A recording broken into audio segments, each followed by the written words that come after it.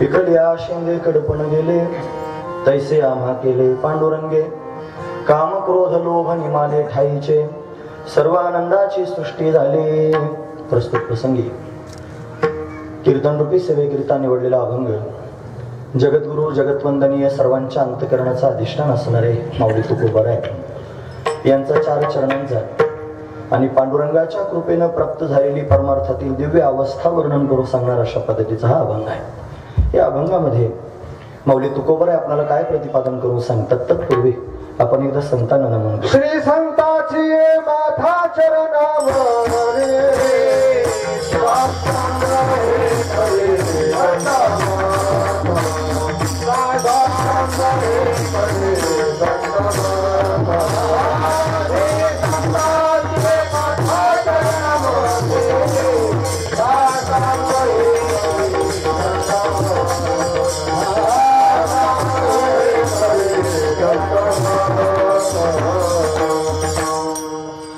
पंढरीच्या देवरा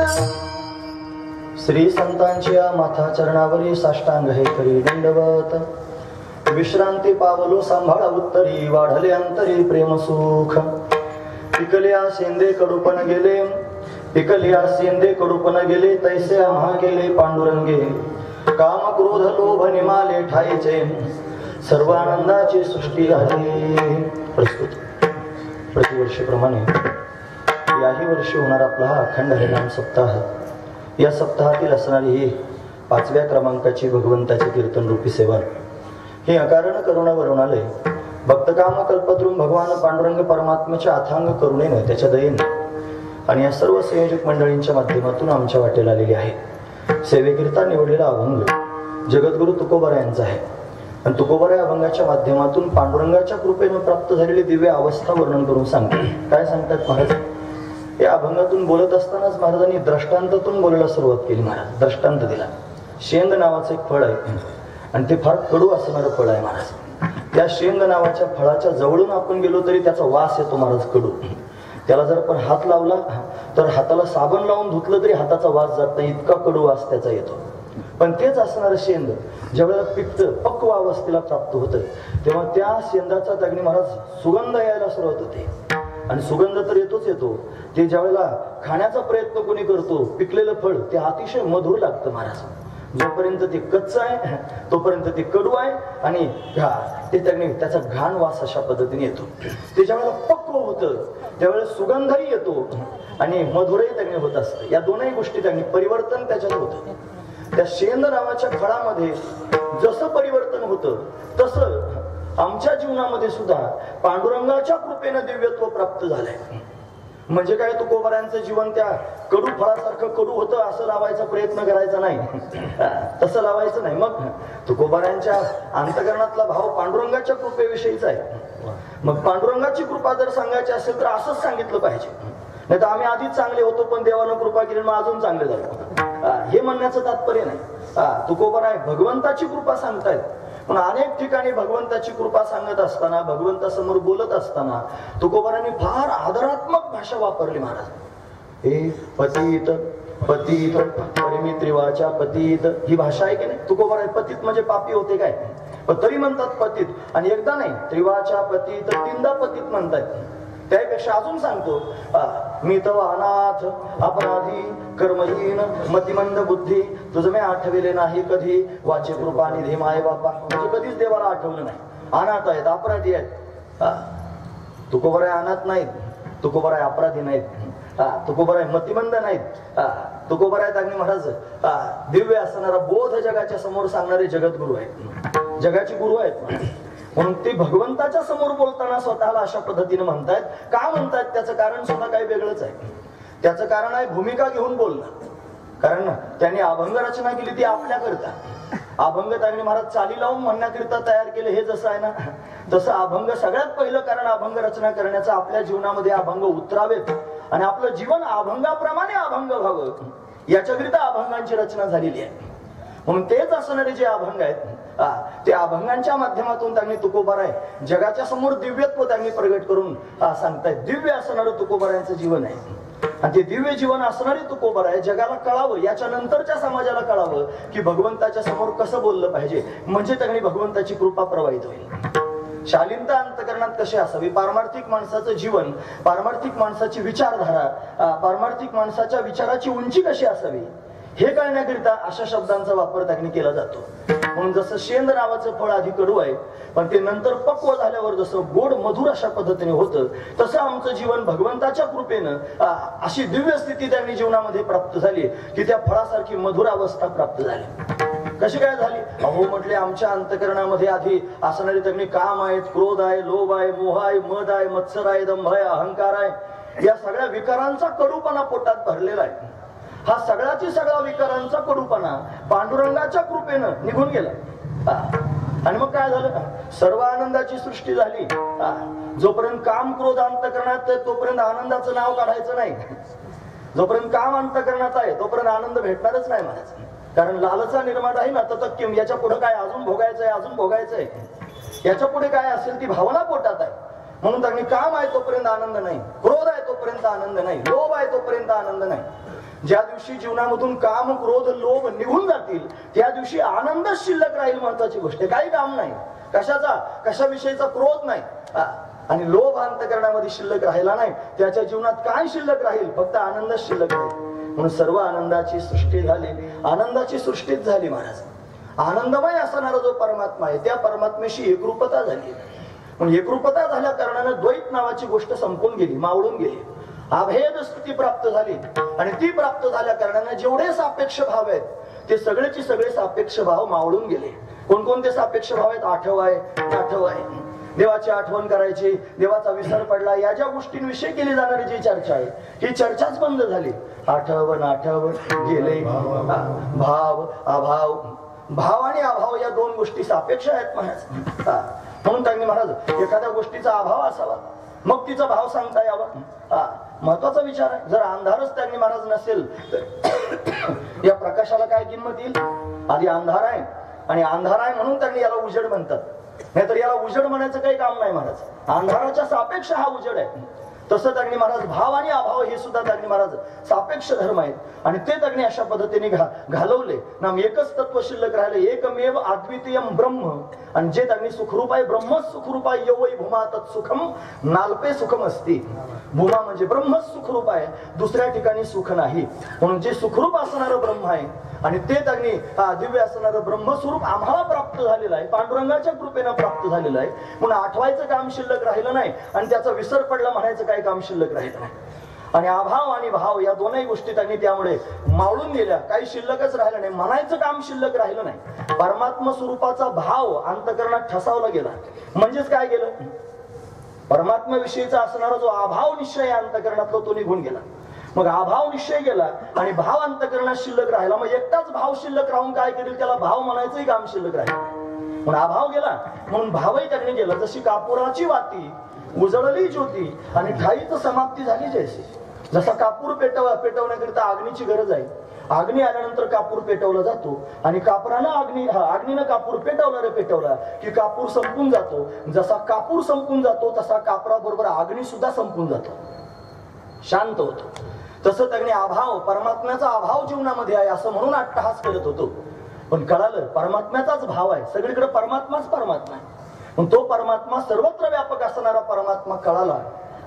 तो त्यांनी आत्मसात करता आला नव्हे, त्याच्याशी एकरूप होता आलं. म्हणून आता त्यांनी स्वतःच जे अस्तित्व आहे ते संपलं आणि फक्त परमात्म्याचंच अस्तित्व शिल्लक राहिलं. म्हणून त्यांनी भाव म्हणायचंही काम शिल्लक राहिलं नाही.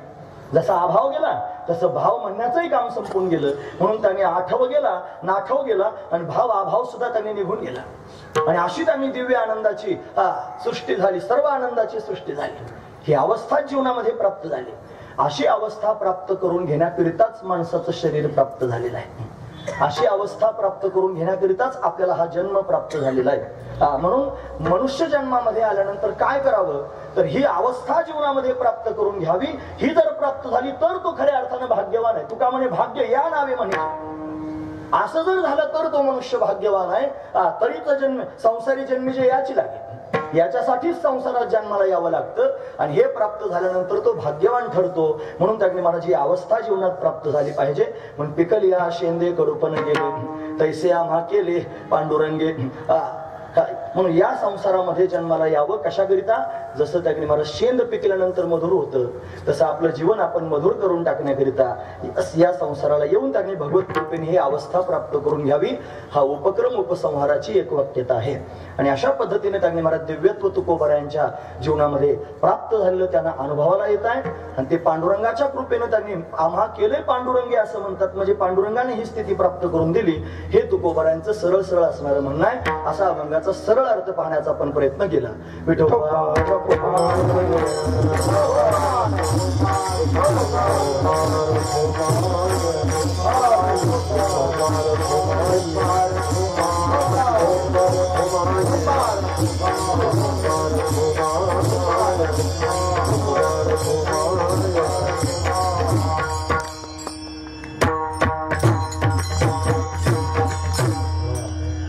पिकल्या शेंदे कडूपण गेले तैसे आम्हा केले पांडुरंगे. काम क्रोध लोभ निमाले ठाईचे सर्व आनंदाची सृष्टी झाली. रौप्य महोत्सवी वर्ष आहे आपलं. 25 वर्ष त्यांनी अविरतपणे सेवा या ठिकाणी घडलेली आहे. आम्हाला आल्याबरोबर हरिभक्तीपरायण मोरे महाराजांनी तो संपूर्ण त्यांनी भाव समजावून सांगितला की या ज्या पांडुरंगाच्या मूर्ती आहेत या टाळ मंदिरातल्या मूर्ती आहेत जुन्या आणि त्याच मूर्ती इथे आणून त्यांनी स्थापन केल्या. बाबांच्याच हस्ते त्या मूर्तींची स्थापना झाली. तेव्हापासून अविरतपणे आपण सर्व ही सेवा करतो. वैकुंठवासी मोरे महाराज ज्यांच्या माध्यमातून या सेवेला सुरुवात झाली आणि आपण सर्वांनी त्यांनी हे इवलेसे रोप लाविले द्वारी त्यांनी आणि त्याचा विलू गेला गगनावरी हे त्यांनी आज प्रत्यक्ष पाहायला मिळत आहे. आनंदाची गोष्ट आहे. या सप्ताहामध्ये आम्ही सेवा करावी असं त्यांनी या सर्व महाराज मंडळींचा फार दिवसांचा मनोदय होता.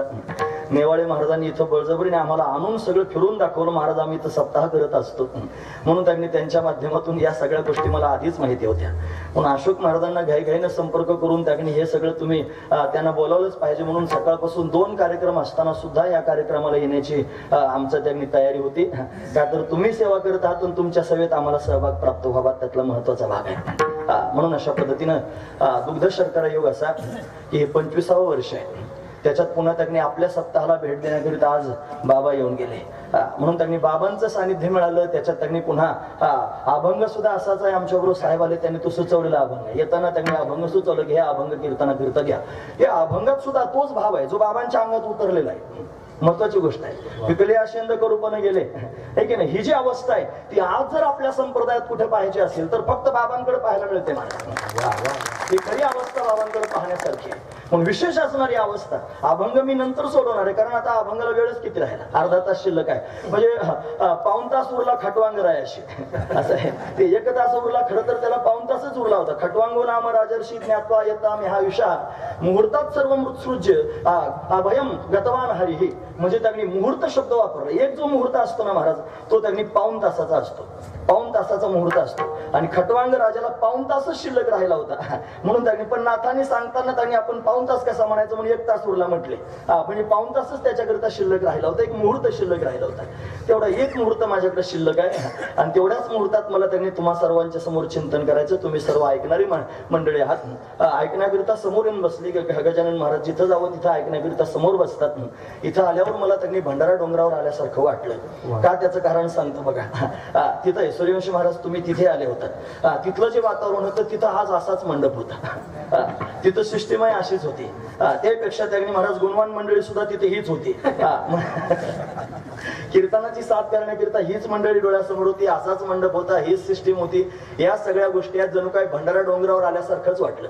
बाबांनी आपल्याला सांगितलं 2 महापुरुषांच्या चरण स्पर्शांनी पावन झालेली आपली ही चिखली म्हणजे टाळगावची भूमी आहे. महत्वाची गोष्ट सांगतो. हे 2 महापुरुष या गावामध्ये त्यांनी आले. पण अजून त्यांनी महाराज तुम्हा सर्वांचं आपल्या सर्वांचं असणारं भाग्य या गावकऱ्यांचं भाग्य सांगतो की इथे त्यांनी महाराज महाजी त्यांचं नाव मल्हार महाराज कुलकर्णी असं त्यांनी जे तुकोबारायांच्या 14 टाळकऱ्यांमध्ये त्यांनी महाराज अशा पद्धतीने होते आणि त्यांचं असणारं हे गाव आहे. म्हणून त्यांनी महाराज तुकोबारा इथे आले असतील का किंवा या सगळ्या गोष्टी मनात आणायचं कामच नाही. ते आलेच महाराज त्यांच्यामुळे इथे तुकोबारा त्यांनी आले.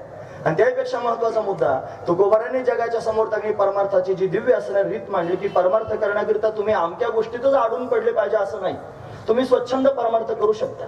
तुमच्याकडे टाळ नाही मृदंग नाही कसं काय भजन करू. निनांदीला बरेच कारण असतात. जिला नांदायचंच नाही ती बरेच कारण सांगते. ती म्हणते असंच नाही आता तसंच नाही कशी जाऊ आता नांदायला. म्हणून त्यांनी महाराज कोणतंच त्यांनी कारण ऐकून घ्यायचं काम नाही.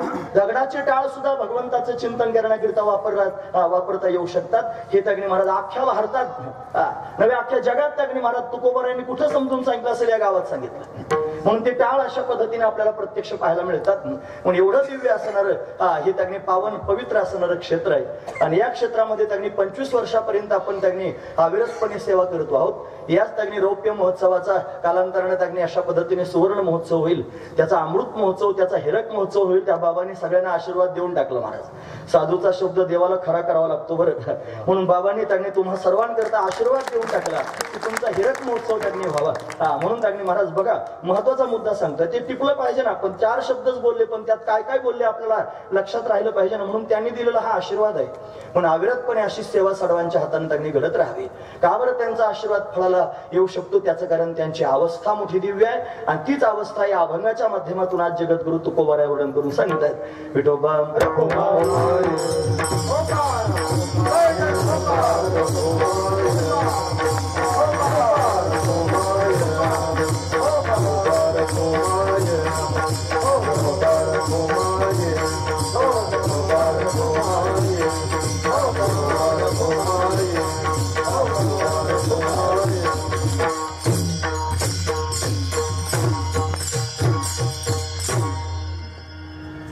थोडासा वेळ आपल्याकडे आहे. एवढ्याच वेळामध्ये सरळ सरळ अभंगावर आपण बोलून थांबणार आहोत. 2 सेवा आम्ही करून आलेलो आहोत, दमलेलो आहोत. म्हणून थोडासाच वेळ त्यांनी तुमच्या समोर बोलणार आहे. तरी 9:15 वाजतील असं मला वाटतंय मनात. म्हणून 9:15 जर वाजले तर तुम्ही तक्रार करू नये, कोणी याच्याकरिता आधी 9:15 सांगून टाकले आणि त्या हिशोबाने त्यांनी तुमच्या समोर आता मी बोलतो.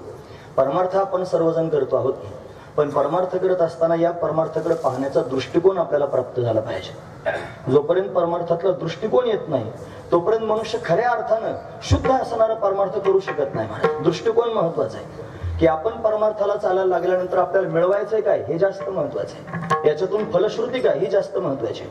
परमार्थाकडे पाहत असताना गुरुजी वर्णन करून सांगायची, गुरुजी म्हणजे वैकुंठवासी रंगनाथ महाराज परभणीकर. ते म्हणायचे परमार्थाकडे पाहत असताना फलाकडून पाहत जावं, फलाकडून पाहावं. याच्यातून फल काय मिळणार आहे हे आधी पाहावं. जर फळच आपण पाहिलं नाही, नुसतं चालत राहिलो, कहा गए तो कहा नाही. आमचे भाऊ म्हणायचे क्या लाय तो कुछ नाही, कुठे गेले म्हणे कुठे नाही, काय आणलं म्हणे काहीच नाही. मग गेला कशाला होतास, महत्वाची गोष्ट आहे. पण परमार्थात चालत असताना, परमार्थात पदार्पण केल्यानंतर कपाळाला गंध आपण लावतोय, गळ्यात माळ घालतोय, आपण पंढरीची वारी करतोय, पारायण करतोय, या सगळ्या गोष्टी भजन कीर्तन आदी करून सर्व गोष्टी आपण करतो आहोत. पण या सगळ्या गोष्टी करण्यामागचा उद्देश काय, तो उद्देश आधी स्पष्ट व्हावा आणि उद्देश स्पष्ट करून चालायला सुरुवात करावी, महत्वाची गोष्ट आहे. आम्ही आता जिथं सेवा होती तिथून निघालो येण्याकरिता. आमचा उद्देश आहे, आम्हाला चिखलीत जायचंय. आमच्या डोळ्यासमोर ध्येय आहे, चिखलीपर्यंत जायचंय. आणि चिखलीच्या नावानं आम्ही निघालो. मॅपवर त्यांनी बरोबर टाकून त्यांनी चला गाडी म्हणते इकडे जायचंय आपल्याला निर्धारित स्थानापर्यंत. मोबाईल बोलतो सुद्धा, त्यातली ती बाई म्हणते आपका निर्धारित स्थान आ गया है अशी ती म्हणते आतून त्याच्यातून. म्हणजे निर्धारित स्थानापर्यंत आम्ही आलो. का आलो, आम्ही आधी ठरवलं कोणत्या निर्धारित स्थानावर जायचंय. तसं परमार्थ करताना ठरवलं पाहिजे आपल्याला जायचंय कुठे.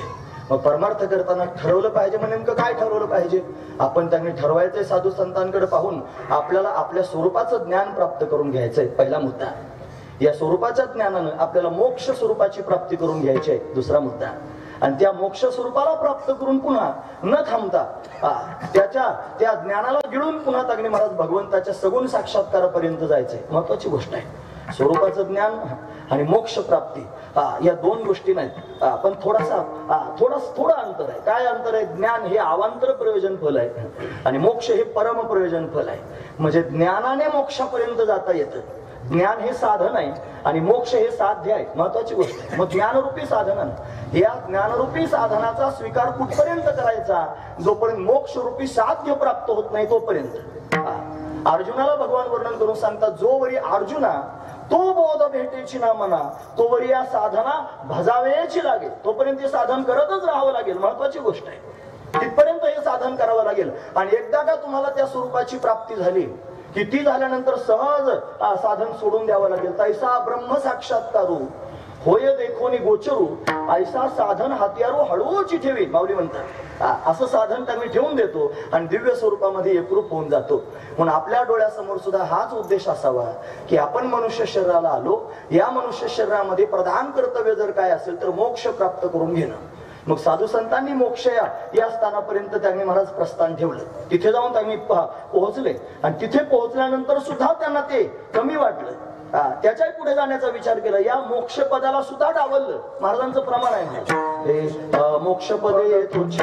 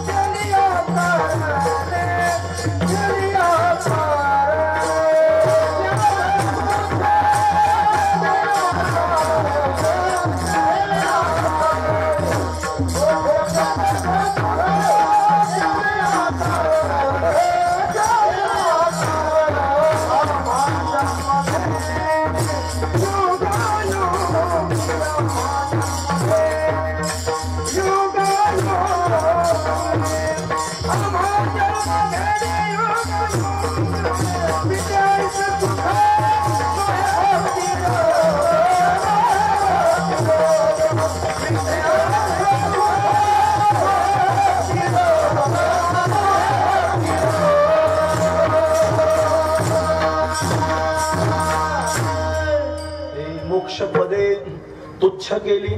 मोक्ष पदे म्हणतात, मोक्ष आधी करून पदे. सर्वात श्रेष्ठ पद जर काय असेल तर मोक्ष पद आहे, त्याच्या खालोखाल पद आहे. मग वैकुंठात जाता येतं, त्याच्यानंतर त्यांनी महाराज कैलासात जाता येतं, त्याच्या खालोखाल असणारं पद आहे सत्यलोकात जाता येतं, त्याच्या खालोखाल असणारं पद आहे स्वर्गात जाता येतं, त्याच्या खालोखाल मग नरक वगैरे बरेच पद आहेत. मग त्या अन्य लोकांना जाता येतं. नरकापेक्षा श्रेष्ठ त्यांनी स्वर्गात गेलेलं बरं, त्याच्यापेक्षा श्रेष्ठ त्यांनी ब्रह्मलोक आहे, त्याच्यापेक्षा श्रेष्ठ त्यांनी महाराज कैलास लोक आहे, त्याच्यापेक्षा श्रेष्ठ असणारं वैकुंठ लोक आहे. या सगळ्या स्थानांवर या सगळ्या पदांवर जाता येतं, पण त्याच्यापेक्षा सर्वात श्रेष्ठ जर काय असेल तर तो मोक्ष आहे. मग मोक्ष पदापर्यंत जाऊन पोहोचलं पाहिजे. ही मोक्ष पद त्यांनी प्राप्त करून घेतलं तुकोबारायांनी, पण ते म्हणतात त्याला दुय्यम करून टाकलं, तुच्छ केली. मोक्ष आधी करून सगळी पद तुच्छ करून टाकली. का? त्याचं कारण सांगितलं, आम्हाला जन्माला यायचंय म्हणून. मोक्ष कशाला पाहिजे म्हणे, जन्म अभावता झाली पाहिजे म्हणून. लोक जन्म नको म्हणतात आणि तुकोबाराय लोकोत्तर बोलतात. लोकांपेक्षा उलट बोलणं आहे तुकोबारायांचं. लोक म्हणतात त्यांनी जन्म नको बाबा, हे त्यांनी महाराज फार वाईट आहे, गर्भवासाचे दुःख गाडे कावना पुढे सांगावे, न साहेब पाषाण फुटते वगैरे वगैरे सगळे प्रमाण पाहून घ्या. असा गर्भवास मला नको आहे, मला मोक्ष हवाय. आणि तुकोबाराय त्याच्या विरुद्ध म्हणतात की मोक्ष नको आहे. कशाकरिता नको आहे म्हणे, जन्माला यायचं म्हणून. पण का जन्माला यायचं? मग त्याच्या पुढचा मुद्दा सांगितला, हे विटे ऐसे सुख नोहे भक्ती रस पुढता पुढते असं सेवावे हे. म्हणून भगवंताची भक्ती अवीट आहे, संसार मात्र विटणार आहे. नव्हे बाकीचे सगळे त्यांनी पद विटणारे आहेत. म्हणजे मोक्ष तुकोबारायांना विटणारा वाटला, कारण त्याच्यात काही नाही ना महाराज. तिथे त्यांनी महाराज पाहणाराच कोणी सापडत नाही, तो त्याच्याशी एकरूप होऊन जातो. पण अशी अवस्था आहे, म्हणून त्यांनी महाराज भोग घेतला पाहिजे. गुरुजी लोकांच्या समोर प्रश्न विचारायचे, तुम्ही ऐकतात ना सर्वजण. महत्वाचा मुद्दा सांगतोय. गुरुजी लोकांना म्हणायचे, माणसानं गुळ व्हावं की मुंगळा व्हावं? प्रसिद्ध प्रश्न आहे. आता गुळाचं स्वरूप जर पाहिलं तर गोड असतं, फार चांगला असतो, गुळ तोंडात टाकावाच वाटतो घडी घडी, असं त्यांनी गुळाचं स्वरूप आहे. आणि मुंगळा जर पाहिला तर काळा कभिन्न असतो, आणि चावल्यानंतर तर विचारूच नका. तो जर चावला जर असं ओढून काढायचं म्हटलं की तो तुटून येतो पण निघत नाही, असा भयंकर असणारा मुंगळा असतो. मग मुंगळा चांगला का गुळ चांगला तुमच्या दृष्टीनं? गुळ चांगला. मग आपल्याला जर व्हायचीच बारी आली तर आपण काय झालं पाहिजे, गुळ झालं पाहिजे की मुंगळा? मुंगळा झालं पाहिजे. का बरं माहिती आहे? त्याचं कारण असं आहे, अहो गुळ गोड आहे, गोष्ट खरी आहे, पण गुळाला स्वतःची गोडी चाखता येत नाही. त्या गुळाची गोडी जर चाखायची असेल तर त्याला मुंगळाच झालं पाहिजे. तो मुंगळाच त्यांनी अशा पद्धतीने गोडी चाखू शकतो. म्हणून मोक्ष पद प्राप्त करून घेतल्यानंतर त्या आनंद स्वरूपाशी एकरूप होता येतं. पण एकरूप झाल्यानंतर त्याचा आनंद भोगता येत नाही, तो भोगण्याकरिता दुसरा कोणीतरी पाहिजे. म्हणून तर त्यांनी महाराज अभेदुनी भेद राखीला अंगी आणि वाढावया जगी प्रेमसुख. अभेद स्थितीला जाऊन भेद शिल्लक ठेवला आणि मग प्रेमसुख जगामध्ये त्यांनी वाढावं. याच्याकरिता पुन्हा भक्तीचं सुख त्यांनी भोगायची आवीत असणारी भक्ती जगद्गुरु तुकोबारायांच्या जीवनामध्ये प्राप्त झाली. ही भक्तीची अवस्था प्राप्त झाली. पण ही भक्ती त्यांनी महाराज ज्ञानपूर्व भक्ती नाही, ही ज्ञान उत्तर भक्ती आहे. तुकोबारायांच्या जीवनामध्ये त्यांनी ज्ञान प्राप्त झालं. मला अनेक प्रसंग तुकोबारायांच्या जीवनातले सांगता येतात. त्यांचं चरित्रच अप्रतिम आहे महाराज. आम्ही आताच काशीमध्ये जगद्गुरु तुकोबारायांचं चरित्र प्रकाशित केलं. संत कवी श्री संत महिपती महाराज आहे. या महिपती महाराजांनी ओवीबद्ध त्यांनी तुकोबारायांचं चरित्र लिहिलंय आणि ते चरित्र सरळ अर्थ करून त्यांनी काशी क्षेत्रामध्ये तुकोबारायांच्या चरित्राची काशीमधून हत्तीवरून मिरवणूक काढली आणि मग त्याचं प्रकाशन केलं. म्हणून त्यांनी महाराज आपल्या वारकरी संप्रदायातल्या संतांना हत्तीवरून मिरवायची सवय आहे. सवय आहे महाराज. नाथांनी काशीमध्ये त्यांनी महाराज भागवत ज्या वेळेला गंगामाई प्रत्यक्ष घेऊन प्रगट झाली ना, त्यावेळेला काशीमध्ये त्यांनी हत्तीवरून मिरवणूक भागवताची झाली. महत्वाची गोष्ट आहे. तसं जगद्गुरु तुकोबारायांचं चरित्र सुद्धा त्यांनी असं हत्तीवरून फिरवलं जावं हा मनोदय त्यांनी होता. म्हणून हत्तीवरून फिरून त्याची प्रदक्षिणा करून त्याचं प्रकाशन झालं. तुकोबारायांच्या चरित्रात अनेक प्रसंग आहेत. अनेक लोक वेगवेगळ्या प्रकारचं चरित्र सांगतात, पण सरळ सरळ त्यांनी सांगतो ऐका. तुकोबारायांचं बालपण त्यांनी महाराज भगवंताच्या भक्तीत त्यांनी अशा पद्धतीने गेलं. नव्हे घरातच वारी आहे, ते म्हणतात पंढरीची वारी आहे माझ्या घरी. म्हणून त्यांनी काही लोक चरित्र सांगताना सांगतात की वयाच्या 21व्या वर्षापासून पुढे तुकोबाराय परमार्थाला लागले. असं अजिबात नाही. ज्यांचे वडीलच परमार्थिक आहेत, पोलोबांनी 24 वाऱ्या पंढरीच्या केल्या आणि मग त्यांनी परमात्मा प्रसन्न झाला, विचारलं काय पाहिजे, मग सांगितलं काहीच नको आहे. मग कणकाईने त्यांनी सांगितलं देवा तुझी वारी अशीच आमच्या वंशात चालू राहावी. मुलगा नाही मागितला, वारी मागितली. मुलगा नाही मागितला, वारी मागितली. मग वारी चालवण्याकरिता सहजच मुलगा व्हावा लागतो. महत्वाची गोष्ट आहे. म्हणून मुलगा तोंडाने मागितला नाही, वारी चालवावी मागितली. देवानं दिली ते म्हणजे मीच चालवण्याकरिता येतो. आणि म्हणून तुकोबराय त्यांनी प्रत्यक्ष प्रगट झाले. बाल वयापासूनच त्यांनी महाराज भगवंताच्या भक्तीचा छंद आहे. वडिलांच्या बरोबर पंढरीला प्रथमच त्यांनी गेले. गेल्यानंतर चंद्रभागेचं स्नान अशा पद्धतीने केलं. पुंडलिकरायांचं दर्शन घेतलं. समोर त्यांनी आले. नामदेव पाहिला नमस्कार केला. चोखोबरायांना नमस्कार केला. त्याच्या पुढे जाऊन त्यांनी गरुड हनुमंताला नमस्कार केला. रंगशिळेवर उभं राहून त्यांनी भगवंताला पाहू लागले. देव डोळ्यासमोर त्यांनी दिसतोय. केवढा आनंद झाला. देवाला त्यांनी पाहतायत. पाहत रंगशिळा आहे महाराज तिथे काशी. संगमरवरी गोल दगड आहे पंढरपुरात, पांडुरंगाच्या समोर आहे. त्याला गरुड पार पण म्हणतात. तिथं कान धरून नाचावं लागतं. कान धरून नाचेल गरुड पारी, ही वारकऱ्याचं लक्षण आहे महाराज. तो तिथं गेल्यावर असं करतो. आणि म्हणून त्यांनी तिथं देव दिसतो. प्रत्यक्ष उभं राहिल्यावर गेल्यानंतर देवाच्या चरणावर मस्तक ठेवलं. प्रथम भेटी आलिंगन, मग चरण वंदावे या भूमिकेत जाऊन देव पाहिला. डोळे भरून पाहतायत. आता बडवे त्यांनी ढकलायचं काम करतच होते. त्यांनी ढकललं. एका कोपऱ्यात तुकोबराय जाऊन उभे राहिले आणि देव डोळ्यासमोर प्रत्यक्ष दिसतोय. कोपऱ्यात उभं राहून हात जोडून भगवंताकडे पाहतायत महाराज. अतिशय सुंदर आहे. हे समचरण सरोजम सांद्र नीलांबुधाभम जगननिहित पाणी मंडलम मंडनानाम तरुण तुलसीमाला कंदरम कंजनेत्रम सदय धवलहासम विठ्ठलम चिंतयामी. त्या विठ्ठलाचं चिंतन तुकोबराय करतायत. तो मनामध्ये घर करून बसला. घरी आले आणि आल्यानंतर त्यागणे महाराज सतत त्या विठ्ठलाचं ध्यान करू लागले. विश्वंभर बुवांच्या माध्यमातून गावामध्येच विठोबा आलेलाच आहे. त्याची रोज सेवा अशा पद्धतीने तुकोबराय करतायत. त्या सेवेमध्ये मस्त झाले. जीवनामध्ये चढ उतार येऊ लागले. या चढ उतारात लोक त्यांनी वेगवेगळ्या पद्धतीने म्हणू लागले, तुका अरे त्यांनी फक्त भगवंताचं चिंतन करतोस म्हणूनच संसाराला उतरती कळा लागली.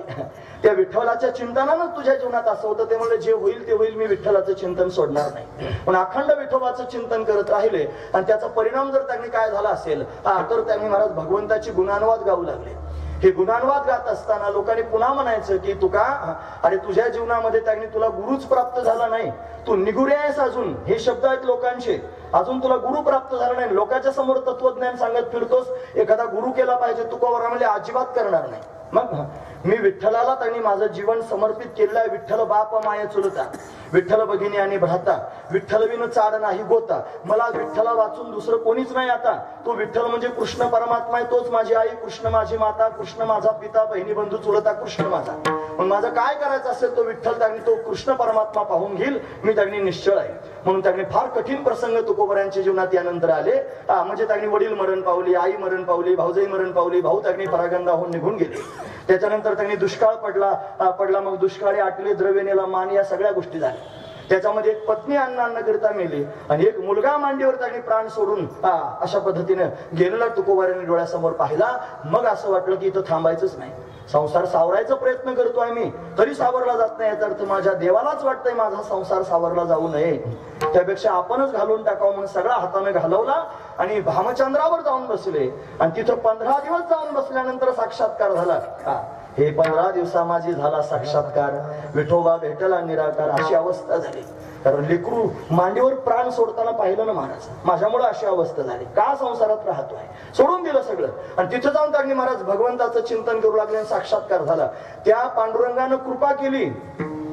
त्याच्यानंतर गुरुकृपेचा प्रसंग आहे महाराज. तो पांडुरंग आला आणि त्यानं तुकोबरायांवर कृपा केली. ते म्हणतात पांडुरंगे सत्य केला अनुग्रह, निरसो निसंदेह बुद्धिभेद, जीव शिवा सेज रचली आनंदे, आवटावी पदी आरोहण, निजी निजरूपी निजविला तुका, अनुभवत बालका हल्लरुगाशी. तुकोबरायांनी अवस्था सांगितली. पांडुरंगाच्या अनुग्रहानं प्राप्त झाली. पांडुरंगे सत्य केला अनुग्रह. सत्य खऱ्या अर्थानं पांडुरंगानं अनुग्रह केला. कसा काय केला? निरसोनी संदेह. संदेह म्हणजे सगळ्या शंकांचं निरसन झालं. काय झालं? बुद्धिभेद. बुद्धीतले सगळे भेद गेले.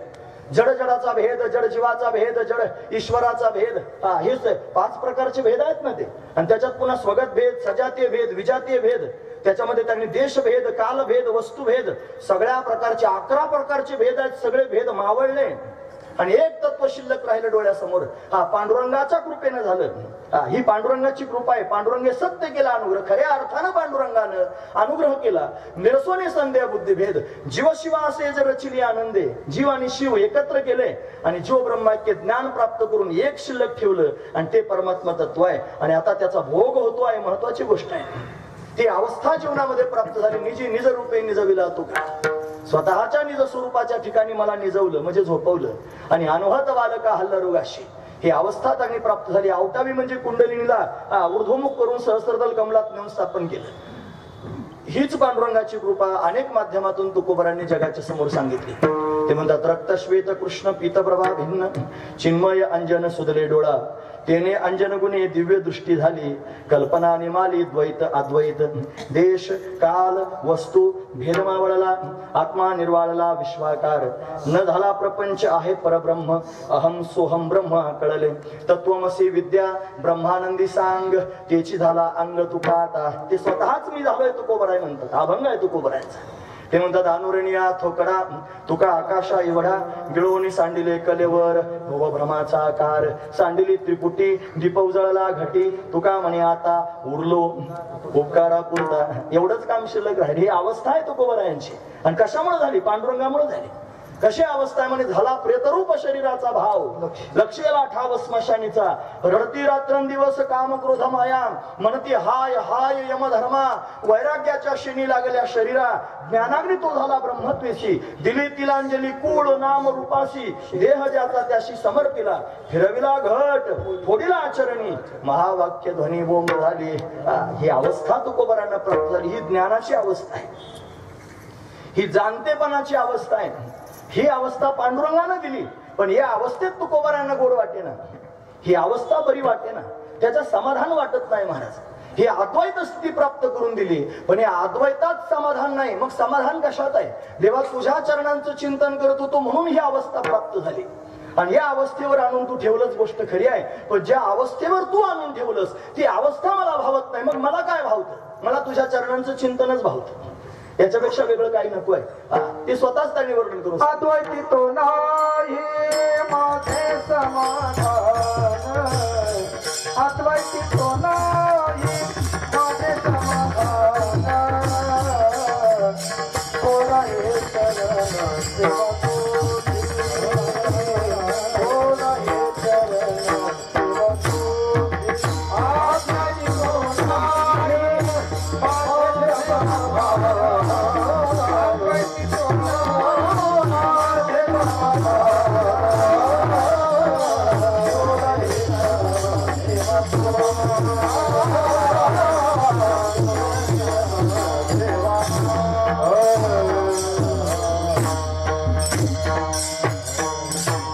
अद्वैती तो नाही माझे समाधान गोड हे चरण तुझी सेवा देवा.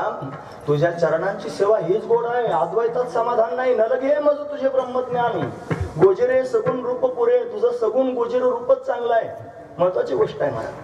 ज्ञानी होऊन तर जर आपण आपलं जीवन जगत असलो तर ज्ञानी झाल्यानंतर त्याला जगत दिसतं.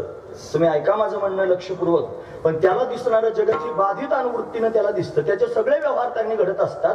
ते सगळेचे सगळे व्यवहार त्याची बाधित अनुवृत्तीनं होतात. त्याला दिसणारं जगत रज्जू सर्पाकार भासले जगडंबर. हे जगत कसं दिसतं महाराज दृष्टांत देऊन सांगतात. जसा अंधार त्यांनी थोडासा पडलेला असावा आणि एक मनुष्य रस्त्याने चालला.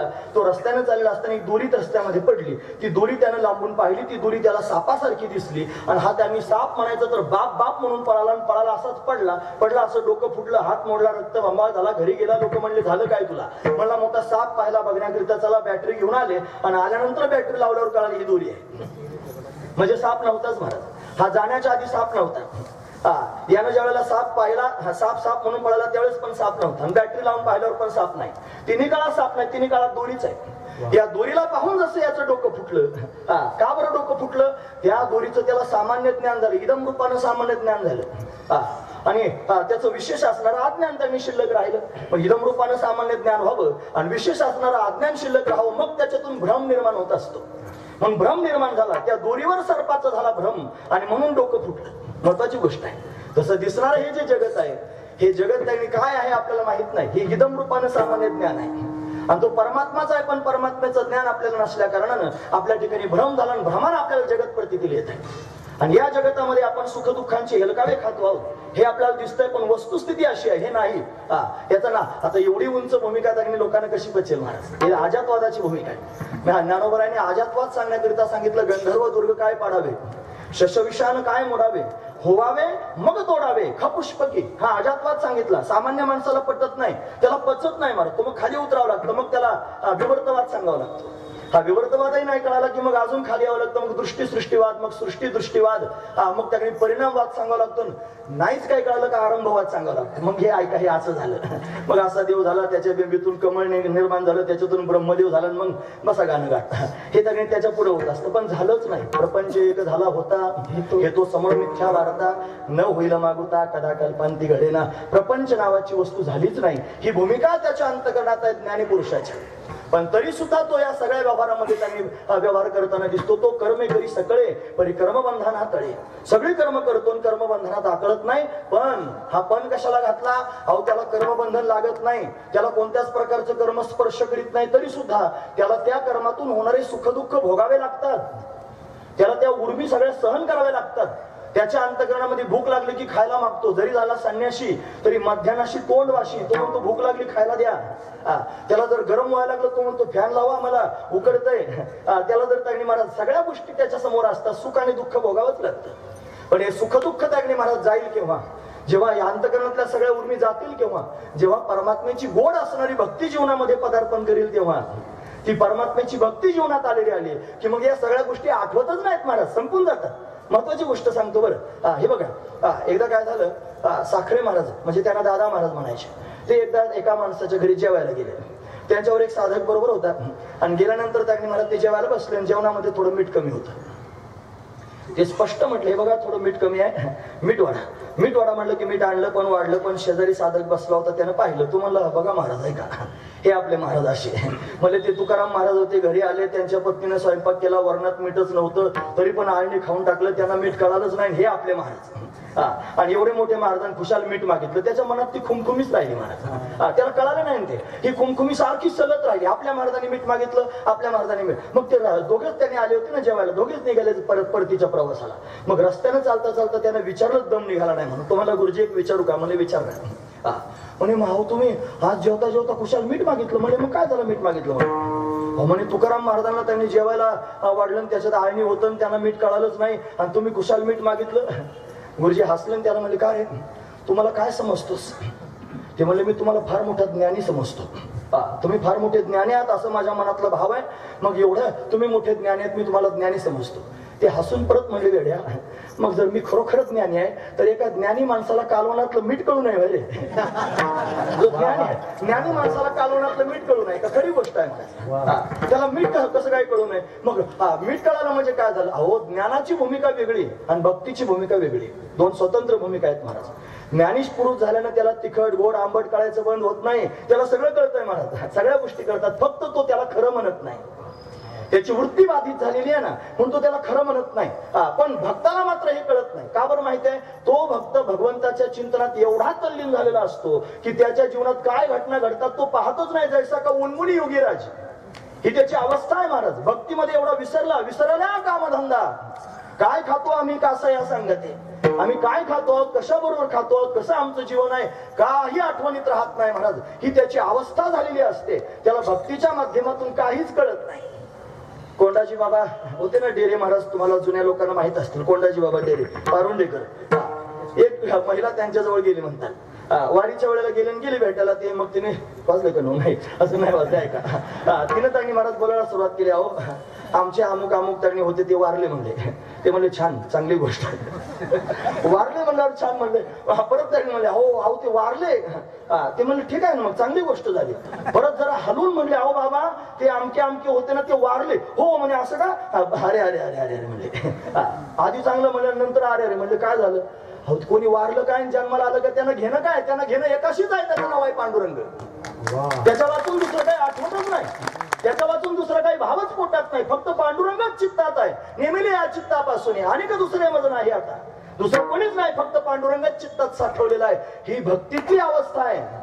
ज्या दिवशी ही भक्तीची अवस्था आपल्या जीवनामध्ये प्राप्त होईल त्या दिवशी अंतकरणात साठवलेले सगळे मळ धुवून जातील. ज्ञानी पुरुषाला सुद्धा जी भूक लागते, ज्ञानी पुरुषाला या सगळ्या गोष्टी जाणवतात, त्या भक्ताला जाणवत नाहीत. का? तर त्या भक्ताचं जीवन त्याने महाराज पक्व झालेलं जीवन आहे. ज्ञानानं पूर्णता नाही, त्या ज्ञानाची पूर्णता भगवंताच्या दर्शनात आहे. ही पक्व असणारी अवस्था आहे. ज्ञानाला तुम्ही ऐकतात ना, सर्वजण महत्वाचा मुद्दा सांगतोय. अहो ज्ञानाला प्रगट करावं लागत नाही, ज्ञानाला उत्पन्न करावं लागत नाही. ज्ञान आहे स्वयंभू, फक्त त्याला प्रगट करावं लागतं, उत्पन्न नाही करावं लागत ज्ञानाला. ज्ञान तर भगवंताचं स्वरूप आहे, त्याला उत्पन्न कोण करणार आहे? ते स्वयंभू आहे. त्याला प्रगट करावं लागतं. आणि प्रगट कशाने कराल तर त्याला प्रगट करण्याचे एकमेव साधन काय असेल तर भगवंताची भक्ती आहे महाराज. त्या भक्तीच्या माध्यमातून ज्ञान हृदयामध्ये प्रगट होतं. म्हणून जिथं त्यांनी ज्ञान आहे तिथं प्रेम नाही, पण जिथे भगवंताचं प्रेम आहे तिथं ज्ञान मात्र पूर्ण रूपानं आहे. महत्वाची गोष्ट आहे. म्हणून भगवंताचं प्रेम तुकोबरा यांच्या अंतःकरणात साठवलं. त्या प्रेमाचा परिणाम आपणच देव होय गुरु. माझ्या विठोबाचा कैसा प्रेमभाव, का प्रेमभाव तयार झाला? यांनी भगवंतावर प्रेम केलं, पांडुरंगावर यांनी प्रेम केलं, यांनी पांडुरंगावर प्रेम केलं, म्हणून पांडुरंगानं यांच्यावरचं प्रेम प्रगट केलं आपल्या मनातलं. काय सांगतोय कशाकरिता? बुवा बोलायला लागले की आपले पानं उचकीत राहायचे आणि आपलं तपासून पाहायचं का देवाची आपल्यावर कृपा देणे होत नसेल. अहो आपण देवावर खरंच प्रेम करतो का विचारा. स्वतःच्या मनाला विचारलं पाहिजे. आपण ज्या दिवशी खऱ्या अर्थानं देवावरच प्रेम करू त्या दिवशी देव आपल्यावर प्रेम करण्याकरिता प्रगट होईल. म्हणून म्हणतात कैसा प्रेम भाव, माझ्या विठोबाचा कैसा प्रेम भाव. माझा प्रेम भाव नाही, विठोबाचा प्रेम भाव. कोणाविषयी? माझ्या विषयीचा. आणि आपणच देव होय गुरु. देव गुरु रूपानं प्रत्यक्ष प्रगट झाला. त्यानं माझ्या पोटातल्या या सगळ्या गोष्टी अज्ञानाच्या घालून टाकल्या आणि त्या घालून टाकणे ज्ञानाची दिव्य अवस्था प्राप्त झाली. पण मला ती नको वाटली. जाणून नेणं ते करी माझे मन, असं मी त्याला म्हटलो. तुझी प्रेमखून देऊन या. मग त्या पांडुरंगानं मला प्रेमखून दिली त्याची, आणि त्याच्या प्रेमात मी चिंब झालो. आणि या ज्ञानाला सुद्धा पूर्णपणे विसरून त्यांनी भक्तिमय असणारी अवस्था माझी जीवनामध्ये मला भोगायला मिळाली. आणि ती अवस्था जर कशी असेल तर जसं शेंद पिकल्यानंतर ते गोड होतं, त्याचा सुगंध त्यांनी सुटतो, तसे भक्तीचं प्रेमाचं असणारं त्यांनी वैभव माझ्या जीवनामध्ये आलं. आणि त्या वैभवानं त्यांनी माझं जीवन मधुर झालं. फक्त मधुर झालं असं नाही, ते माझ्या पुरतं राहिलं असं नाही, त्याचा सुगंध सगळ्या जगात दरवळू लागला. म्हणून जशी शेंदाची पिकल्यानंतर अवस्था होते अशी अवस्था आमची झाली. आणि कोणामुळे झाली असेल तर ती त्या पांडुरंगामुळे झाली. त्यानं ती करून दिली. महाराज वर्णन करून सांगतात.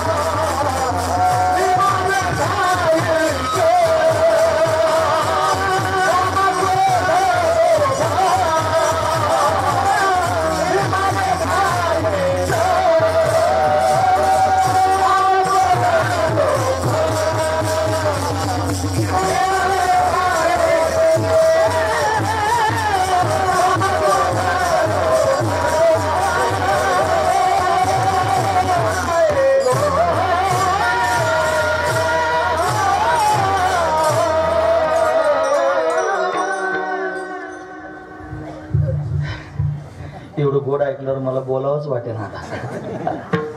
खरंच आनंदाची सृष्टी झाल्यासारखं वाटते ना. हे साधन आहे महाराज, हे साधन आहे.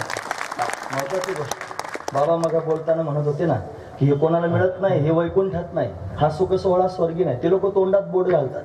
तुकोबाराय म्हणतात घोटविन लाळ ब्रह्मज्ञाने हाती मुक्त आत्मस्थिती सांडवीन ब्रह्मीभूत काया होतसे कीर्तनी भाग्य तरी ऋणी देवाईसा तीर्थ भ्रामकासी आणि आळस कटु स्वर्गवास करीन भोग सांडवीन तपो निधा अभिमान यज्ञ आणि दान लाजवीन भक्ती भाग्य सीमा साधीन पुरुषार्थ ब्रह्मीचा जो अर्थ निज ठेवा धन्य म्हणवीन इह लोके लोका भाग्या मेतू का देखीला. ही कीर्तनाची साधना ही जगात कुठंच नाही महाराज, कुठंच नाही.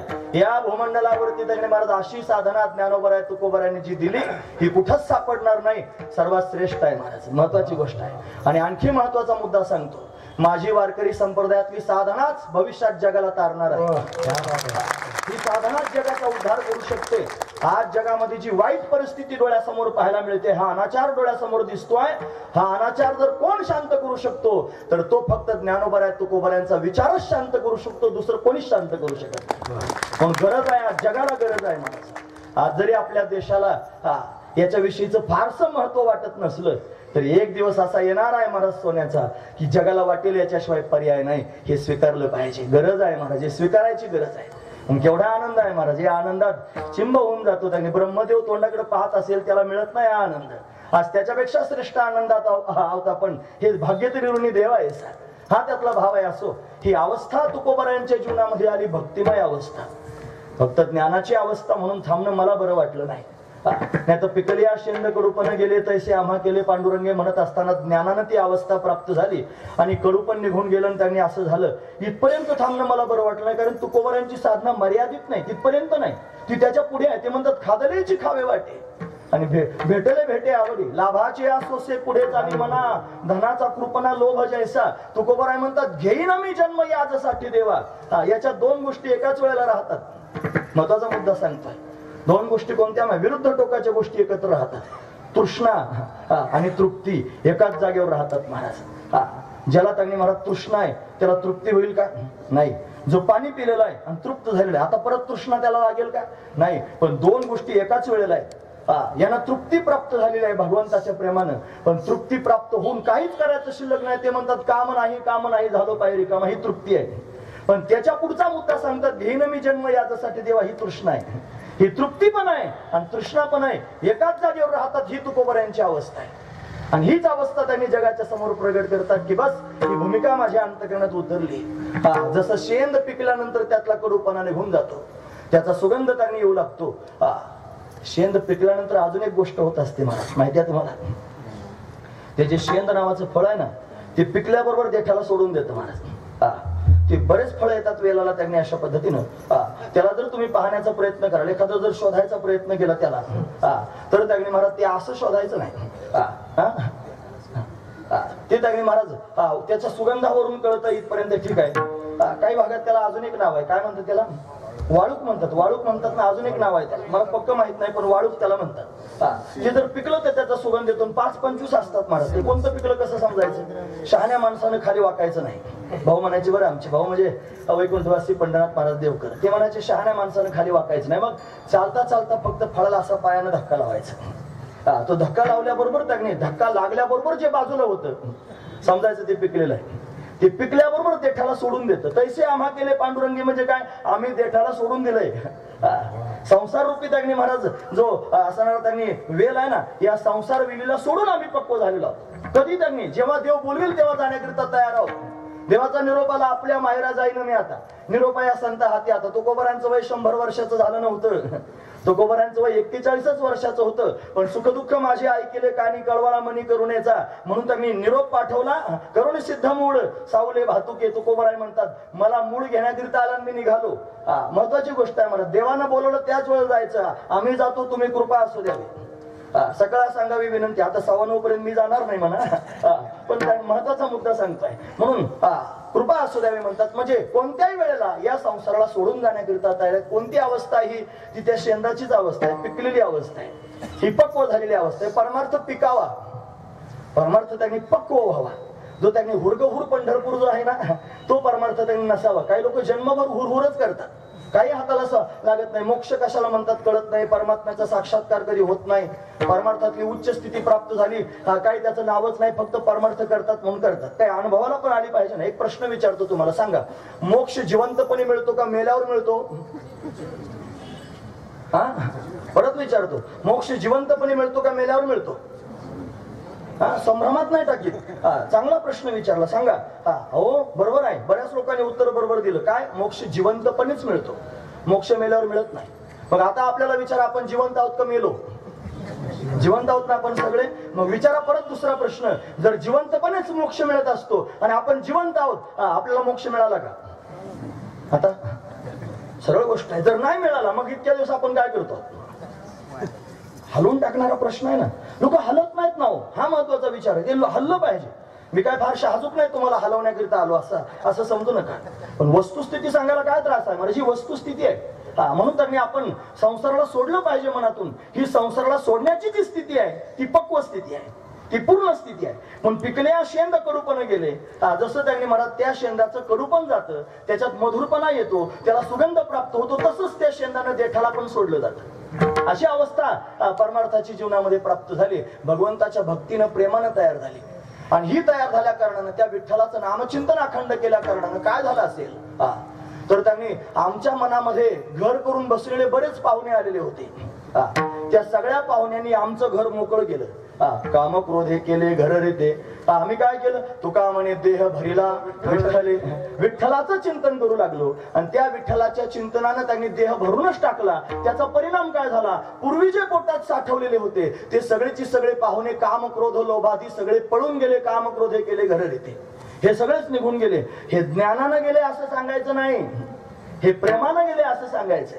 म्हणून पांडुरंगानं त्याचं प्रेम प्राप्त करून दिलं आणि प्रेम प्राप्त करून देऊन त्यानं काय केलं? आमच्या जीवनामध्ये पक्व स्थिती निर्माण केली. आणि ती स्थिती निर्माण झाली म्हणजे काय झालं? कडूपण गेलं म्हणजे नेमकं काय झालं? पोटामध्ये असणारे जे काम क्रोध लोभ हे विकार आहेत हे सहजासहजी संपून गेले. आणि त्यांच्या संपून जाण्यानं मधुरता आनंदाची त्यांनी प्राप्त झाली. आणि फक्त आनंद आतमध्ये नाही, सगळीकडेच आनंद शिल्लक राहिला. ही दिव्य अवस्था महाराज वर्णन करून काम क्रोध लोभ निमाले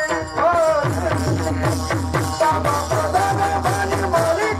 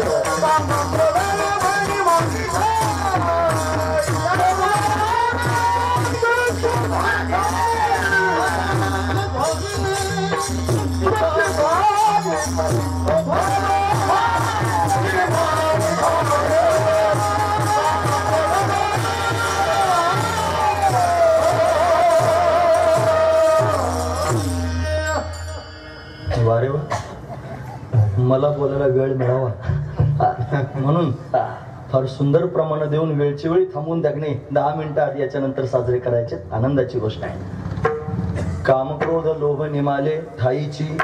ठाईच म्हणजे त्याच जागेवर थांबले. काम थांबला, क्रोध थांबला, लोभ थांबला, काही शिल्लक राहिलं नाही. कोणत्याच प्रकारचा काम पोटात शिल्लक राहिला नाही. काम म्हणजे फक्त वैषयिक काम डोळ्यासमोर आणायचा असं अजिबात नाही. काम म्हणजे इच्छा, कशाचीच इच्छा नाही, कशाचीच राहिली नाही. इच्छाच संपून गेली, कामच संपून गेलं.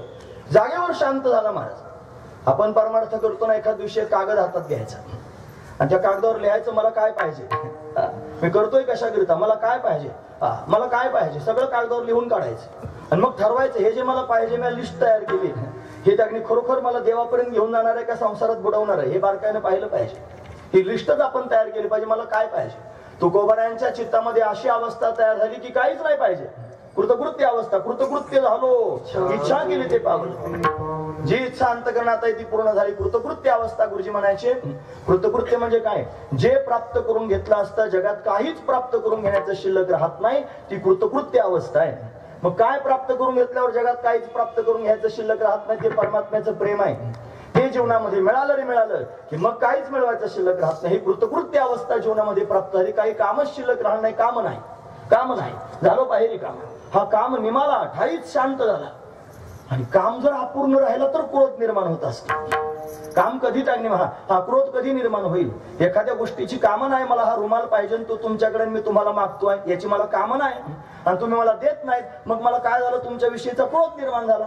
महत्वाची गोष्ट आहे. आणि जर तुमच्या समोर विनंती करून तुम्ही मला ते दिलं तर दिल्यानंतर त्यांनी मला परत तुमच्याकडून अपेक्षा निर्माण होते, त्याला लोभ म्हणतात. काम पूर्ण झाला रे झाला की त्याच्यात पुढे लोभ जन्माला येतो. आणि काम अपूर्ण राहिला की मग क्रोध निर्माण होतो. म्हणून त्यांनी काम आणि क्रोध आणि लोभ हे तीन एकमेकाला जुळून आहेत महाराज. हा काम मध्ये आहे, क्रोध आणि लोभ त्याच्या आजूबाजूला आहेत. काम जर जीवनामध्ये पूर्ण झाला तर अजून त्याची अपेक्षा निर्माण होते, लोभ निर्माण होतो. आणि जर पोटातला काम अपूर्णच राहिला तर मग मात्र क्रोध निर्माण होतो. तुकोबारायांच्या पोटात कामच नाही, त्याच्यामुळे भांडणच नाही. खेळिया माझी हनुम्या शहाणा तो न पडे काम व्यसनी रे. कामची नाही तेथे क्रोधाची कैसा, तेथे कैसे भांडण रे. ऐक खेळिया तुझं सांगितले ऐसे जाणून खेळ खेळे रे. जिथं कामच नाही तिथं क्रोध येईल कसा? तुकोबारायांच्या जीवनात काम नाही, क्रोध नाही, लोभ नाही, शांत झाले. म्हणून सर्व आनंदाची सृष्टी झाली. फक्त आनंद शिल्लक राहिला, बाकी काय शिल्लक राहिला? एक एक दृष्टांत सांगतो एक मिनिटामध्ये. काम अंतकरणात उद्भवलाच नाही. मोठ्या मोठ्या लोकांना या कामानं सोडलं नाही महाराज. हात अग्नी महाराज काम हा येडकाच आहे. महाराज म्हणतात येडका मदन मदन तो केवळ पंचानन. धडक मारली शंकरा, धडक मारली रावणा, धडक मारली ब्रह्मदेवा, सगळ्या लोकांना धडका मारत फिरतो. हा काम त्यांनी मदन आहे महाराज. तो सर्वांना त्रास देतोय. तुकोबारांना धडक मारायला आला होता. तुकोबारांना धडक मारायला आला होता. सालो मालो होते ना हरीचे दास, म्हणून केला अवघा नास. तुकोबारांचं प्रमाण आहे महाराज. ते त्यांनी अंबाजी बुवांना जाऊन भेटले आणि त्यांनी षडयंत्र केलं. मंजिरी नावाची एक सुंदर स्त्री भंडारा डोंगरावर पाठवली महाराज. अतिशय सुंदर होती आणि ती तुकोबारांच्या समोर त्यांनी जाऊन नाचू लागली, अंग प्रदर्शन करू लागली महाराज. त्यांच्या समोर नाचते. आता त्याला वक्ते बाबाच पाहिजे सांगायला. योगी महाराज देखले हो ना. त्यांची ती भाषा आहे. आता मी काय करू त्याला? ती अशी नाचायला लागली, योगी महाराज देखले हो ना. तुकोबारांच्या समोर नाचते. तुकोबाराय पाहतच राहिले तिच्याकडे. पाहता पाहता त्यांनी हसू लागले. तिला वाटलं भाळले, माझ्यावर त्यांनी भाळले. मग ती जवळ गेली, नाचणं सोडून जवळ गेली. म्हणे महाराज काय सौंदर्य आहे म्हणले, माझं तारुण्य आहे, मी तुम्हाला भाळवले की नाही? ते म्हणले भाळलो नाही, तुला काहीतरी सांगावं असं वाटतंय म्हणून हसलो. म्हणे काय सांगावं असं वाटतंय? आज फार सुंदर दिसतेस, आज फार सुंदर तुझं तारुण्य त्यांनी डोळ्यासमोर दिसतंय, पण राहील किती दिवस? हे राहील किती दिवस? एक दिवशी हेच त्यांनी सुंदर केशभूषा आहे ना याच्या आंबाड्या होतील. हे जी तुझी सुंदर असणारी त्वचा आहे ना ही गोधडी सारखी लोंबायला सुरुवात करेल. तुझे सुंदर असणारे जे डोळे आहेत ना मृगनयनी सारखे, त्या डोळ्यांमधून पाणी व्हायला सुरुवात होईल. फार सुंदर तुझं नाक आहे, त्याच्यातून शेंबूड व्हायला सुरुवात होईल. तुझी मान आता तू स्वतःच्या सत्तेनं हातात धरून त्यांनी अशी धडावर ठेवू शकतेस. एक दिवस असा येईल की तुला तुझी मान सांभाळता यायची नाही, ती अशी अशी अशी अशी करायला सुरुवात करेल. तिचं संपूर्ण जीवन दर्शन तिला घडवलं. बाईने दंडवत प्रणाम केला तुकोबारायांच्या समोर. तुकोबारायांच्या समोर तिचा काहीच चाल चालली नाही महाराज. काम आला होता तुकोबारांना त्रास द्यायला, पण कामाला परास्त करून टाकलं तुकोबारांनी. काम ठाईची निमाला. कशामुळे निमाला? अपेक्षाच नाही, भगवंताचं प्रेम पोटात उतरलेलं आहे. म्हणून अष्टभोग भोगणे माते नाही चाड, भक्ती प्रेम गोड लिहिले गे माये. ज्ञानोबर आहे म्हणतात सुगंधम वनिता वस्त्रम गीतम तांबूल भोजनम शय्याच कुसुमम चैव भोगाष्टकमुदाहृतम. 8 प्रकारचे भोग आहेत पण भोगावेच वाटत नाही. अहिकेची की परत्रीचे भोग झाली अपायिक इच्छेचे, परी ते भोगावे हे न रुचे मना माझी. म्हणजे हे वैराग्याचं लक्षण आहे. म्हणजे तुकोबारांचं वैराग्य म्हणून वैराग्य सांगण्याकरिता आले. ज्वलंत वैराग्य तुकोबारांकडे पाहावं. काम त्यांनी अंतकरणामध्ये जागा झाला नाही. सुंदरी एकांतात डोळ्यासमोर नाचते पण तिला सांगितलं जाई हो तू माते नकरी सायास आम्ही विष्णुदास तैसे न हो बराव्या नारी माऊली समान. हे गेले नेमून ठाईची महत्वाची गोष्ट आहे. जाई हो तू माते. तिला आई म्हटले महाराज. काम जागा झाला नाही, तिच्यात आई पाहायला मिळाली. अशा अनेक ठिकाणी झालं महाराज. ही परंपराच आहे आपली. इंद्राच्या त्यांनी स्वर्गामध्ये गेला होता अर्जुन. वेळ कमी असल्यामुळे लवकर गेला आणि गेल्यानंतर त्यांनी महाराज या अर्जुनाला ती रंभा पाहून भाळली, अर्जुनावर भाळली. त्याला म्हणली माझ्या अंतकरणातली इच्छा पूर्ण कर. तो म्हणला तू इंद्राची भोग पत्नी आहेस आणि त्या न्यायानं त्यांनी मी इंद्राच्या मंत्रानं झालं, इंद्र माझा बाप आहे, तू माझी आई आहेस म्हणून मी त्यांनी तिनं शाप दिला. एवढी सुंदर असणारी रंभा तुझ्या समोर उभी आहे, कुशाल म्हणतो त्यांनी आई आणि बापाचं त्यांनी नाव सांगतो, कौतुक त्यांनी सांगतो, जा म्हणे तुला शाप देते. तिनं शाप दिला महाराज, 1 वर्षभर नपुंसक होऊन फिरशील. ब्रह्मणा झाला, वर्षभर नाचाचं काम करत होता. महत्वाची गोष्ट आहे. पण नाही महाराज त्यानं स्वीकारलं नाही. महत्वाची गोष्ट सांगताय, शुकाचार्यांच्या समोर नाचण्याकरिता आली ही रंभा आणि नाचते आहे त्यांनी महाराज. तिचं नाचणं पाहून त्यांनी शुकाचार्य धावतच गेले आणि तिच्या चरणाला मिठी घातली. तिला वाटलं भाळलं ना आपल्यावरती, म्हणे बघा भाळले. ती म्हणे नाही, चुकलो चुकलो चुकलो म्हणायचे मोठ्याने. शुकाचार्य म्हणे काय झालं तुम्हाला? म्हणले त्या व्यासांच्या पत्नीच्या पोटात 12 वर्ष राहिलो, त्याच्यापेक्षा तुमच्या पोटात राहिला असतो तर किती चांगलं झालं असतं. तिनं पोट फाडून दाखवलं होतं, त्याच्यातून सुगंध येत होता. म्हणजे पर्यायानं तिला आई म्हटले महाराज. ही आपली परंपरा आहे, हीच खरी वारकरी संप्रदायाची श्रेष्ठ परंपरा आहे महाराज. काम नाही, क्रोध निर्माण झाला नाही. मंबाजी बुवांनी काट्याच्या फासानं मारलं. आपल्याला फक्त आरे म्हटलं की फार त्रास होतो महाराज. आता येता येता त्यांनी फार घाई होती ना, ओव्हरटेक करता करता एक मोटरसायकलवाला समोर आला आणि त्याच्या गावात होतो आम्ही. त्याच्यामुळे त्याला जरा थोडस घासलं बिसलं काय नाही, पण तो आपला आला एकाएकी. पण त्याच्या गावात होता ना, रोबाब करून त्यांनी समोर आला, अशी थाप मारली त्या काचावरती जोरात आणि रोबाबात आमच्याकडं शिव्या दिल्या आमच्या भागाभावना त्यांना. काय थोडं जरी एखादा म्हटलं तरी 10 मिनिटं डोक्यातून गेलं नाही महाराज. आमची काही चूक नसताना त्यांनी, आपण सामान्य माणसं होतो, एखादा आर्य म्हणलं की आपल्याला कार्य म्हणावं असं वाटतं, क्रोध ना अंतकरणात निर्माण होतो. पण तुकोबाऱ्यांना काट्याच्या फासानं मारलं तरी क्रोध निर्माण झाला नाही. काय अवस्था आहे ही, पांडुरंगानं करून दिलेली अवस्था आहे. म्हणून पांडुरंगानं आम्हाला असं केलंय. ते म्हणतात काम नाही, क्रोध नाही, लोभ नाही. छत्रपतींसारखा त्यांनी महाराज महापुरुष समोर आला आणि नजराणा घेऊन त्यांनी महाराज पाठवलं, सगळा नजराणा पाठवला. तो नजराणा त्यांनी आल्यानंतर सांगितलं, काय दिला ठेवा आम्हा विठ्ठलाची भावा, दिवट्या छत्री घोडे हे तो बऱ्यात न पडे. लोभ जर तुकोबाऱ्यांच्या अंतकरणात असता तर नजराणा ठेवून घेतला असता महाराज. म्हणजे काम नाही, क्रोध नाही आणि लोभ नाही. मग काय झालं, ज्याच्या पोटात काम नाही, क्रोध नाही, लोभ नाही, त्याच्या जीवनात आनंदच आनंद आहे. आणि तो फक्त आतमध्ये असं नाही, तो सर्वत्र बाहेरही त्यांनी महाराज प्रदर्शित होतो. ही दिव्य अवस्था तुकोबाऱ्यांना प्राप्त झालेली आहे. त्या अवस्थेशी एकरूप तुकोबाऱ्या झालेल्या आहेत. म्हणून त्यांनी आता परमात्म्याला आठवायचंय किंवा परमात्म्याचा विसर पडायचा आहे असं काही शिल्लक राहिलं नाही. कोणत्या प्रकारचा भाव आणि अभाव त्यांनी महाराज शिल्लक राहिला नाही. ना सतो विद्यते भावो ना भावो विद्यते सतः. गीता वर्णन करू सांगते, असताला कधी भाव नाही आणि सताचा कधी अभाव नाही. ही स्थिती जी आहे की नाही महत्वाची गोष्ट आहे. असत नावाची गोष्ट नाहीच मुळात. ती ख पुष्पाच्या उदाहरणानं किंवा भीष्म त्यांनी पुत्राच्या उदाहरणानं समजून सांगता येईल. अत्यंत असत रूप असणारी वस्तू आहे ती त्याने अभावरूपच आहे. पण परमात्मा भावरूपच आहे. मग भावरूप परमात्म्याशी एकरूपता झाल्या कारणानं अभाव म्हणायचं काही काम शिल्लक राहिलं नाही. आणि अभाव नावाची गोष्टच नसल्या कारणानं भावाला सुद्धा भाव म्हणायचं काही काम शिल्लक राहिलं नाही. म्हणून आठवणही निघून गेली, नाठवही निघून गेला, भावही गेला आणि अभावही गेला. आणि अशी त्यांनी दिव्य अवस्था तयार झाली की फक्त पांडुरंग परमात्मा शिल्लक राहिला, त्याच्या वाचून दुसरं काहीच राहिलं नाही. अभंगाचं 3रं चरण. आठव नाठव गेला भावा भावा, आठव नाठव गेला भावा, आठव नाठव गेला भावा, आठव नाठव गेला भावा.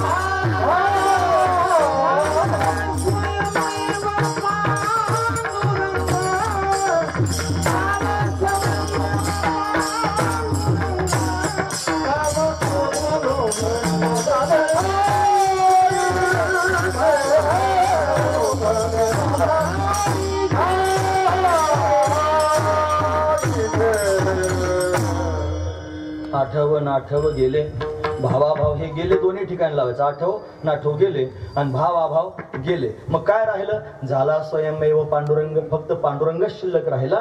आता आतमध्ये पाहिलं तरी पांडुरंगच दिसतो आणि बाहेर पाहिलं तरी पांडुरंगच दिसतो.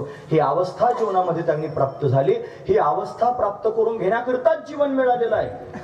हे माणसाचं शरीर याच्याकरताच मिळालेलं आहे. ते जो प्राप्त करून घेईल तोच खरा भाग्यवान आहे महाराज. त्याच्यासारखा भाग्यवान दुसरा कोणी नाही. म्हणून या संसारामध्ये जर जन्माला यायचं असेल तर हे भाग्य प्राप्त करून घेण्याकरिता जन्माला यावं. म्हणून जीवनामध्ये त्यांनी ही अवस्था प्राप्त होणं हे भाग्य आहे आणि त्याच्याकरिताच जीवन प्राप्त झालं. म्हणून संसारी जन्मी जे याची साठी अभंगाचं शेवटचं. तुका म्हणे भाग्य यावे मनी दे, तुका म्हणे भाग्य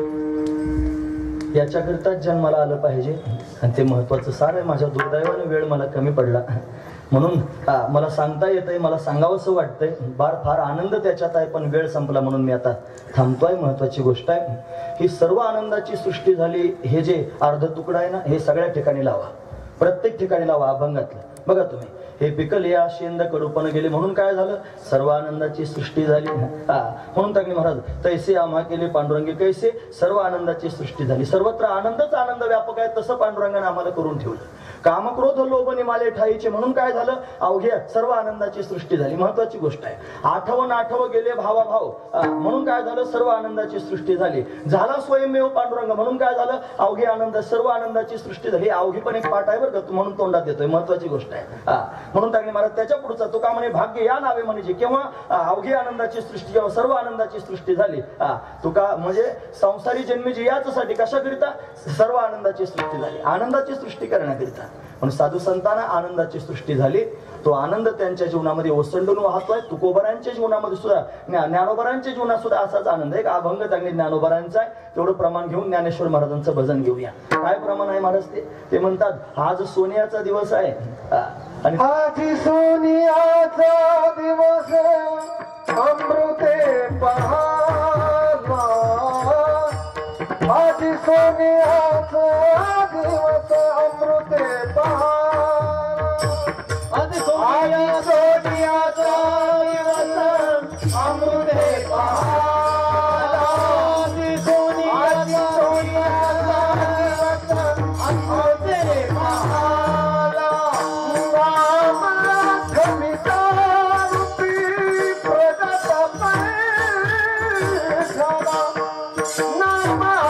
अमृते पहावा.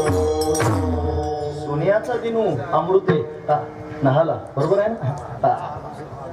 पाहाला भगवंताला त्यांनी प्रत्यक्ष पाहिलं. हा सोन्याचा दिवस उगवला. अजून एक असंच प्रमाण आहे, आजी सोनियाचा दिनू वर्षे अमृताचा घन, जी सोनियाचा दिन, सोनियाचा दिन वर्षे अमृताचा घन, जी सोनियाचा दिन, सोनियाचा दिन वर्षे अमृताचा घन, जी सोनियाचा दिन. हरी पाहिना रे, सोनियाचा दिन वर्षे अमृताचा घन, सोनियाचा दिन, सोनियाचा दिन वर्षे अमृताचा घन.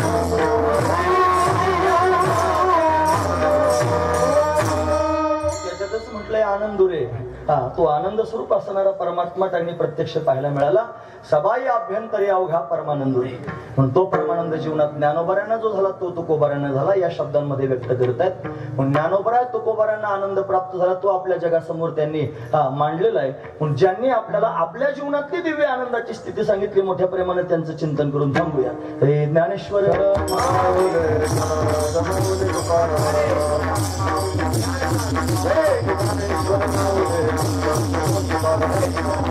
Hey!